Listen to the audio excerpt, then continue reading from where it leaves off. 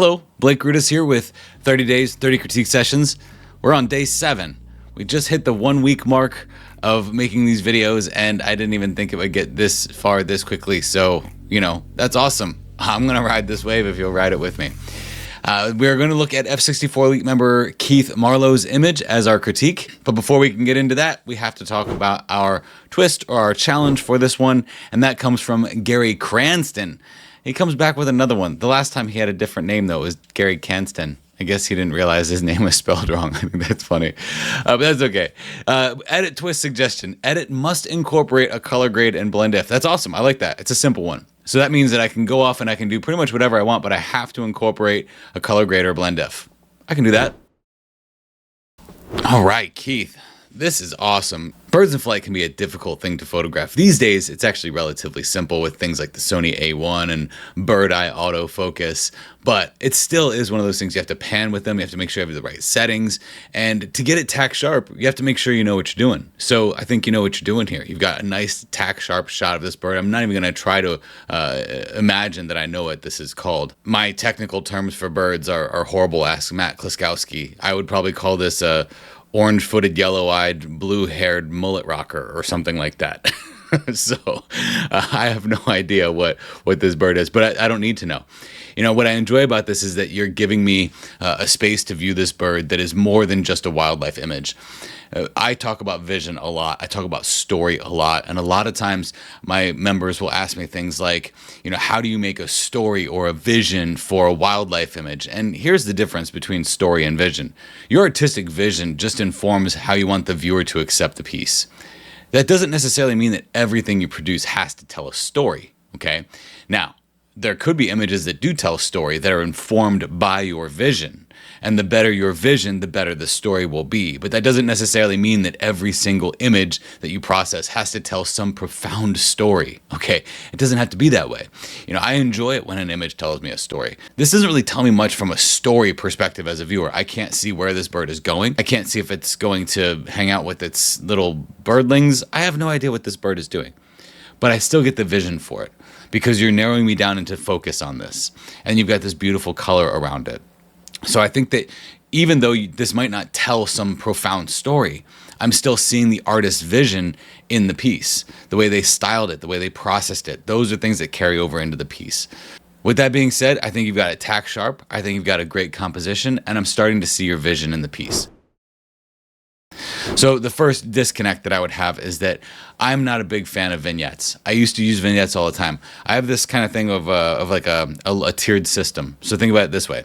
The first tier of the system is when a photographer knows nothing about a vignette. Okay, they know nothing about it. And then someone says, hey, put a vignette on it. It'll get the eye to go right to the middle of the image. And like, oh, cool. And then you hear, well, if it doesn't look good, just put a vignette on it. It'll get the viewer's focus. So that's level 2. So level 1 is not knowing that there is a vignette. Level 2 is, wow, a vignette actually does get the viewer right into the space. Level 3 is more of like, maybe you're letting some of that vignette release a little bit so that you're seeing some things through the vignette. In this case, I'm seeing some color through the vignette. So this would be, in my opinion, a level 3 vignette.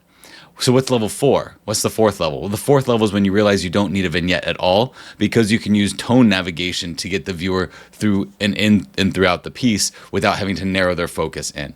So I feel like there's like a level 3 vignette around here. You're doing well with the vignette, don't get me wrong, but I know that because the way I'm doing this process is I have a random button that I press to select the image that comes for the critique for today. So I randomly selected this one. But what I also do is if that individual submitted more than one image, I'm looking at all the images that they did submit so that I can pull the best image for us. Because if we've seen, tons of landscapes and tons of wildlife, I want to get some portrait in here. I just don't have any portrait in here, guys. I can't critique something I don't have. So I randomly select the person, yes, and then I find an image from their portfolio. So I'm going to show you something here. So the first disconnect is the vignette. The second disconnect comes with what can happen with our bird if we drop this vignette concept. So you'll see that when we get in here. I'm going to color grade this and do some blend diffing on this. But I want to show you that, Keith, I did look at some of your other images.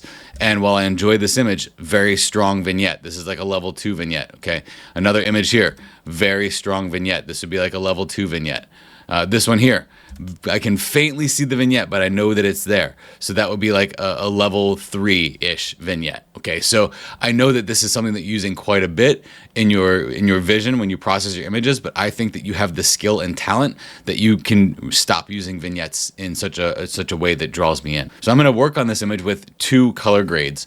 One color grade is going to be for the bird to get the eye to see the bird a little bit better, and the other color grade is going to be for the background to knock back some of that black. And I'm going to show you that just with color and color alone, we can actually make that vignette feel like it's disappearing into the background here. So the first thing I'm going to do is, you guessed it, select, and then I'm going to go to subject, because anytime I'm doing wildlife photography, I always, and I don't like to make always and never statements, but when I'm doing wildlife photography, I always edit the bird independently from its background. So I'm always going to make a selection for that. But I'm only doing this with color, so I'm going to color grade this. So I'm just going to put a solid color on this bird. And the solid color that I'm going to select is going to be something that's going to be brightening. So it'll brighten so it'll draw our attention to it. This, I'm going to show you that, you can push and pull the viewer's eye with warm and cool colors rather than trying to push and pull their eye with strong black tone. Okay, so what I'm going to do is pull that right there. That'll be good. I'm going to set this to the vivid light blend mode because that mimics the light of the sun. It's going to look like dog water. It's not good at all. So what I'm going to go, my kids say that term all the time, sorry. I'm going to take the term, I'm going to go to fill and just drop the fill all the way down. Vivid Light's algorithm uses fill to modify it. So I'm going to slowly just bring this up, and you'll see that as I bring this up, I'm getting more light on the bird. Look at that. That's awesome. Okay. More light on the bird. Okay, now I want more light on the bird, but I don't want on the darkest areas of the bird. So do I make some crazy mask for that? No, I use what Gary asked me to use. That's called blend if. Now I'm going to show you blend if in 2 ways. I'm going to show it the first way just by using blend if natively, and the second way I'm going to show you using the blend if panel that comes with your F64 Elite membership. So what I'm going to do is I'm going to double click on this color fill here, and that's going to open up the layer styles. So blend if, I don't want this to affect this layer. I don't want it to affect any of the underlying layer's darkest areas, meaning I only want that highlight to be on the brightest areas. So I'm going to take this underlying layer and I'm going to move this over, and you're going to start to see that underneath in the darker areas, we aren't getting that because the way light would work, it wouldn't hit those darker areas. So I'm going to pull this over until I just start to get that on that wing. And then I'm going to press Alt or Option, and that will help me split and feather this over. And you'll see that that bird now, let's look at it, has the light only on those lightest light areas and not on the darkest dark areas. Now the beautiful part about this is that because this is set to vivid light and because I'm color grading, I can double click on this and I can change this to any color I want. Okay, so as I move this around, you get to basically change the color of the light that is on your subject. So if you have early morning light and you want that kind of yellowish color on there, great, you can pull it to here. If you want more of that sunset evening light, go ahead and pull it down to here and you get more of that evening amber tone. So amber color tone. So I'm going to take it to there and that'll be good. That looks good on the bird. Okay, so now what I need to do is I need to do the exact same thing but on the background. So I'm just going to press and hold the Control key, and that's going to make a selection as I press and hold Control and click on the mask for the bird. And then I'm going to do an opposite selection of that. So I'm going to press Control Shift I or Command Shift I on a Mac, and that's going to invert the selection. So now I'm going to select another solid color layer. But this time I'm going to choose something cooler. So I'm going to choose like a deeper cool color like this. And what I like about this is that this color, I can actually pick an exact color that matches the feathers of the bird here. So I can pick maybe something like that, okay, and make that a little bit deeper and darker and more rich. So for this, I want this to only affect the darkest areas of my image and not the lightest areas of the image. So what I'm going to do is I'm going to pull this over like this, and you're going to start to see that the lighter areas that are underneath are going to start coming through. And that's all the way through right about there. Those are those green areas right there that are starting to come through. You see, I'm using my blend if panel, which is the very similar thing of double clicking this and going into blend if. You see that that setting there matches that setting there. But instead of having to double click, we get a nice visual representation of this. Again, this panel is available for F64 Elite members in the course section. There's a course called the Unrivaled Blend If, and in that course you get to access this with your Elite membership. So this is one of those things that you don't want to pay some crazy amount of money for a panel. You don't really have to. It's included in your membership. So I'm going to go ahead and move this over, and that will help me feather this into those dark areas like that. Okay, and then I might even bring this over a little bit more into those midtones now that I've got it set. So that was just set to a color grade with blend if. Now I need to change the blend mode.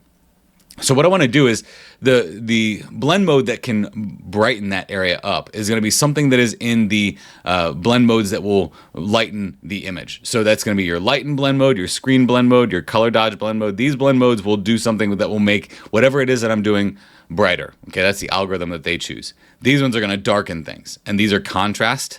These are math blend modes, and these are color blend modes. So I'm going to choose the screen blend mode.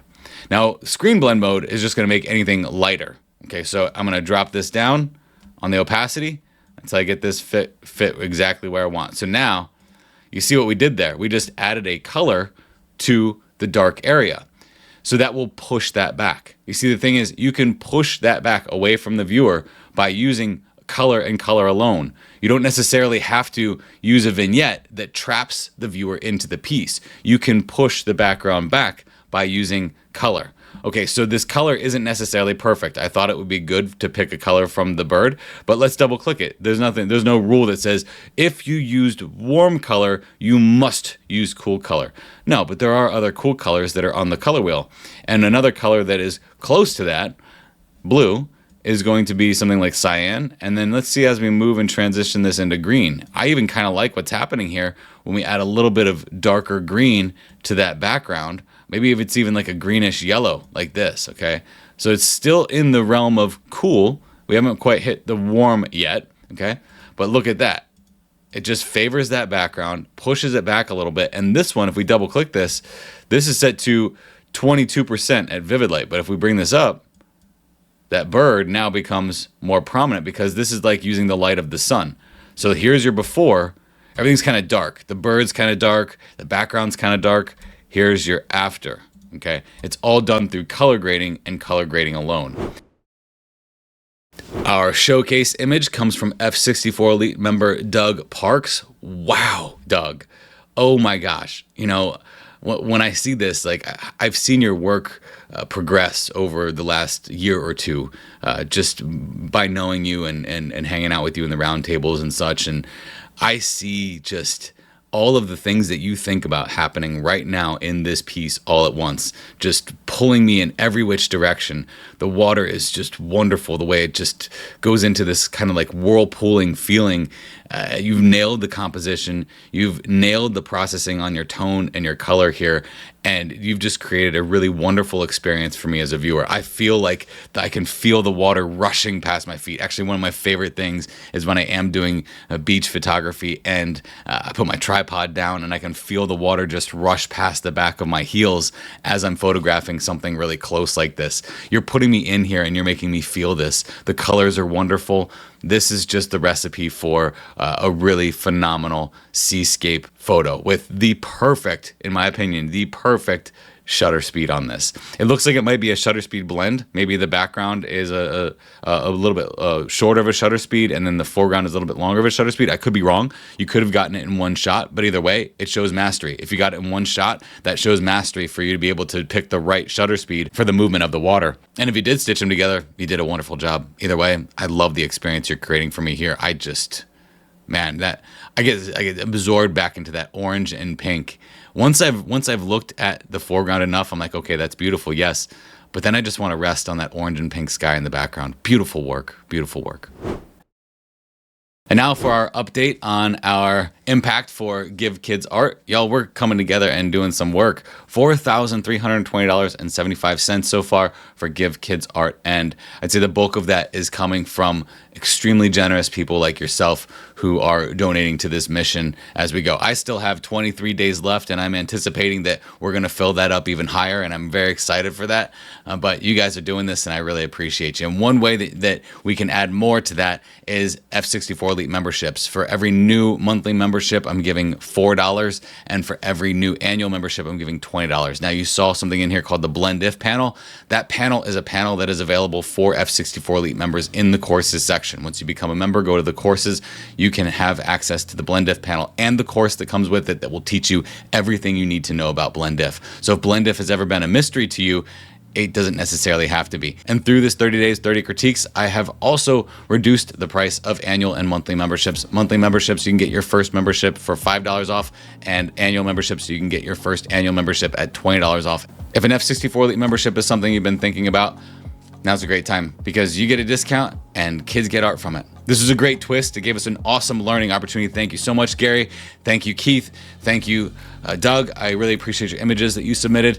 If you have a twist, you want to change and alter the way tomorrow goes, go ahead and put it in the comments section below. Whichever one is the most liked is going to be the most picked. Day 8, tomorrow.